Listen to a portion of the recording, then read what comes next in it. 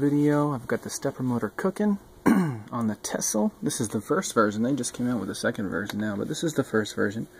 Kind of ignore the stuff on this side.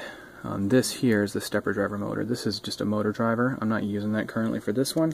So really all the wires that I'm using right now are G1 and G2. Ignore that third one. And then the ground and the 3.3 volt. That's all I'm using. Okay? Going into the stepper motor. You can find the wiring on my GitHub. And I'll be posting that too. But here's the stepper motor. Made just a simple little interface. All I'm doing is you would send it, it's not really focusing, but it's all going to be on GitHub, and all I'm sending it is the amount of paces I want it to move along with the direction, 0 or 1. So I'm going to send that, and then you'll see the motor move. It just moved 100 paces. Bam, done.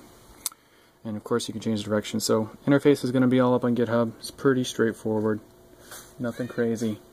And right now I've got a 9 volt hooked up to this puppy, going straight from the wall. So, alright, thanks.